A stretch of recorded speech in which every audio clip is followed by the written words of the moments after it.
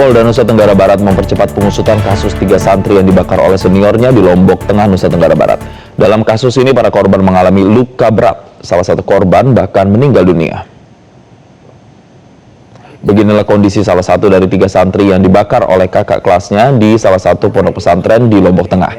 Kondisinya cukup memprihatinkan, hampir seluruh badannya terbakar. Saat ini korban hanya bisa duduk di kursi roda. Kapolda NTB Irjen Pol Kalingga Rendra Rahaja didampingi Kepala Kantor Wilayah Kementerian Agama NTB, Zamroni Aziz, mengunjungi kediaman Said Al-Hudri di Desa Setiling, Kecamatan Batu Kliang Utara, Lombok Tengah. Said merupakan salah satu dari 3 santri yang menjadi korban dugaan pembakaran oleh sesama santri di Pondok Pesantren Rosyidatus Solatiah Al-Ibrahimi pada Desember 2025 lalu. Dalam kunjungan tersebut, Kapolda NTB memastikan seluruh biaya perawatan korban akan ditanggung oleh Polda NTB hingga sembuh melalui Rumah Sakit Bayangkara Mataram. Selain itu, bantuan sosial juga disalurkan kepada para korban dan keluarganya. Sementara terhadap proses hukum, Kapolda menyatakan penyidik telah merampungkan sejumlah pemeriksaan dan berjanji akan menetapkan tersangka. Kondisinya seperti mana? Kondisi sekarang alhamdulillah tinggal yang di paha aja masih basah. Jadi memang diharuskan harus rutin kontrol. Dalam 1 minggu harus 2 kali. Sudah bisa jalan atau gimana sih? Untuk sekarang alhamdulillah cuman baru satu langkah, 2 langkah masih jatuh, harus dituntun dari belakang. Hingga saat ini penyidik telah memeriksa 17 saksi mulai dari pengurus pondok pesantren, perwakilan kantor wilayah Kementerian Agama Provinsi NTB, teman-teman korban hingga terduga pelaku. Kepala Seksi Humas Polres Lombok Tengah, Ibtu Brata Kusnadi, menyampaikan penanganan kasus dugaan pembakaran 3 santri di salah satu pondok pesantren di Kecamatan Batu Kliang, Lombok Tengah, telah naik ke tahap penyidikan sesuai dengan hasil gelar perkara dan keterangan para saksi.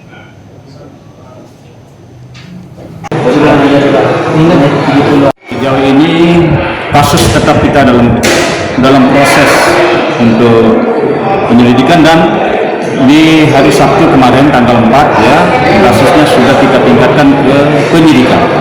Ya. Itu berdasarkan ada beberapa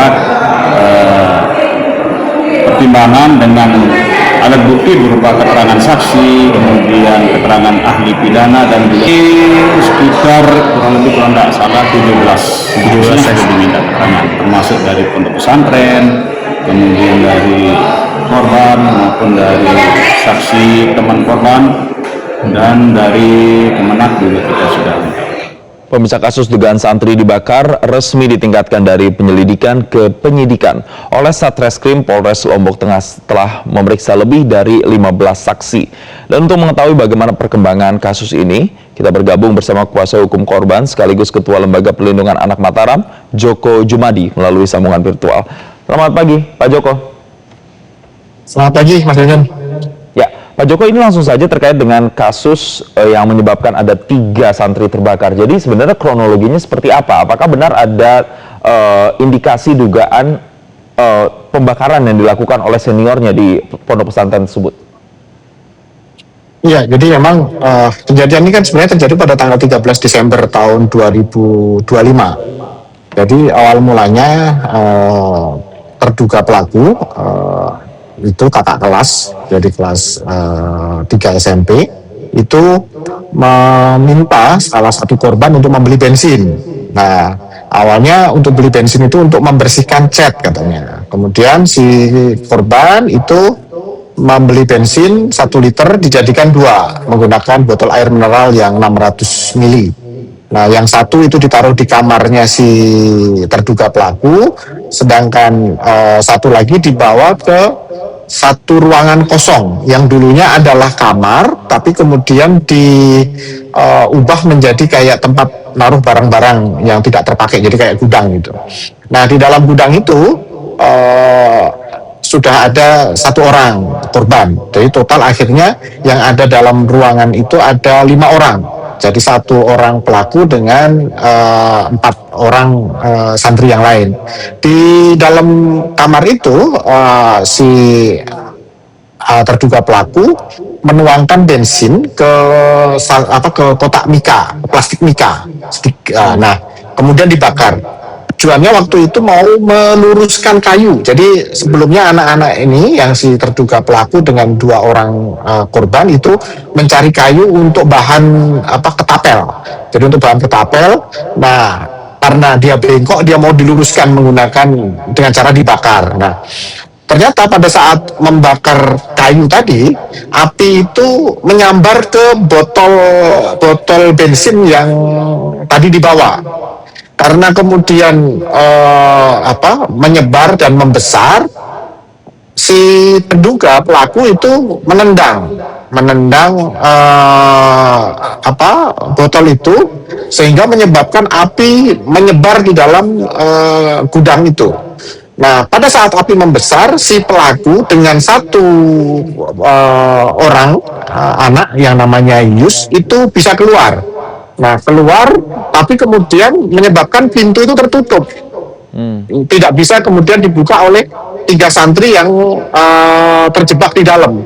Sampai akhirnya baru ada bisa keluar ketika ada dari orang luar yang mendobrak ke dalam gudang itu.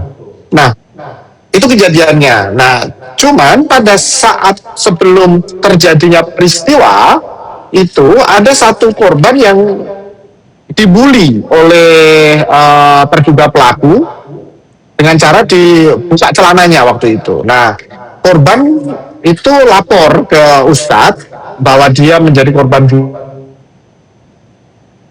Sempat terlontar kata-kata dari si terduga pelaku bahwa siapa yang laporin saya? Kalau nanti saya ketahuan, saya akan bakar gitu. Nah, ini kejadiannya menjadi terhubung gitu antara pembakaran dengan ancaman pembakaran itu gitu, Mas Ejen.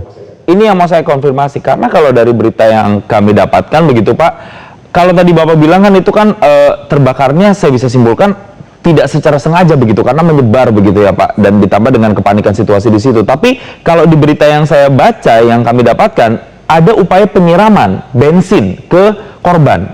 Nah, berarti itu yang harus diluruskan. Benarkah ada upaya penyiraman itu Pak?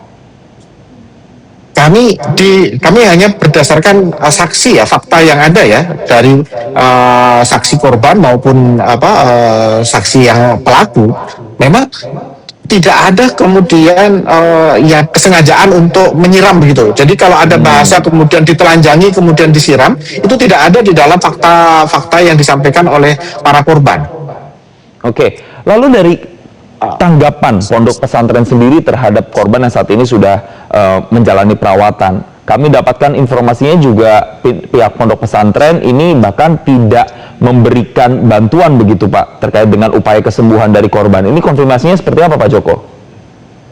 Ya, ini yang sebenarnya kita sayangkan. Jadi peristiwa ini kan terjadi tanggal 13 Desember ya Mas ya. Tetapi baru kemudian terungkap, kami tahu pun itu di akhir Mei. Kemudian pelaporan ke polisi itu baru tanggal 4 Juni kemarin. Nah, kenapa ini bisa sampai terjadi? Karena memang ada upaya dari pondok pesantren untuk menutupi kasus ini, supaya kasus ini tidak dilaporkan. Nah, perbuatan pondok pesantren yang kemudian mengabaikan, mencoba untuk menutupi, bahkan kemudian mencoba untuk mendamaikan, itulah yang kemudian menyebabkan penanganan terhadap korban itu tidak maksimal, sehingga kemudian luka-luka yang dialami itu berpotensi untuk menyebabkan korban itu mengalami luka berat, termasuk yang kemarin meninggal itu.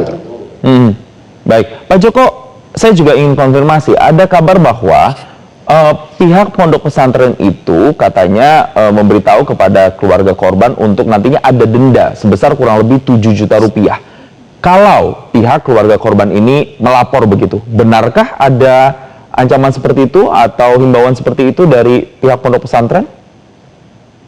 Jadi begini Mas, ada 2 hal. Pertama, di pondok pesantren itu ternyata membuat satu aturan. Kalau dia keluar dari pondok, maka ada denda. Kalau keluar saja dendanya 5 juta. Kalau sampai kemudian dia menikah ada sanksinya 10 juta begitu. Nah, terkait dengan denda 7 juta itu memang sempat dilontarkan oleh pimpinan pondok kepada salah satu orang tua korban, bahwa kalau nanti dia melaporkan maka dia akan bayar denda itu. Termasuk waktu itu korban ini kan diminta untuk tanda tangan surat pernyataan perdamaian itu. Dari 3 orang korban yang tanda tangan hanya baru 1 korban yang tanda tangan orang tuanya. Itu pun karena si orang tua korban ini tidak bisa baca tulis ya, asal tanda tangan saja bahwa itu ternyata adalah surat perdamaian supaya tidak berproses di proses hukum gitu. Oke, jadi memang akhirnya pihak kuasa hukum juga merasa ada upaya menutupi begitu dari pihak pondok pesantren. Pak Joko, saya juga dapat informasi ketika korban ini sebenarnya ada agenda untuk hadir di salah satu podcast oleh salah satu public figure terkenal. Ketika sudah sampai bandara katanya dihalangi.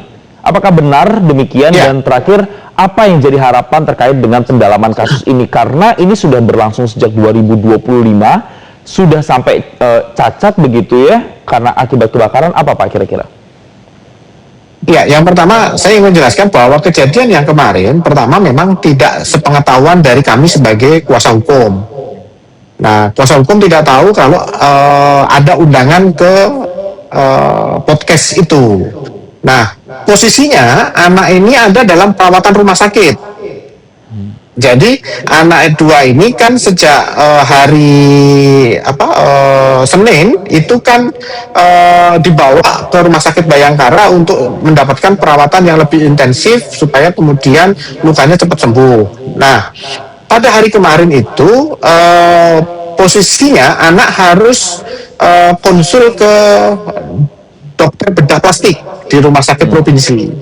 Nah, ternyata sampai di sana anak ini tiba-tiba menghilang dengan orang tuanya.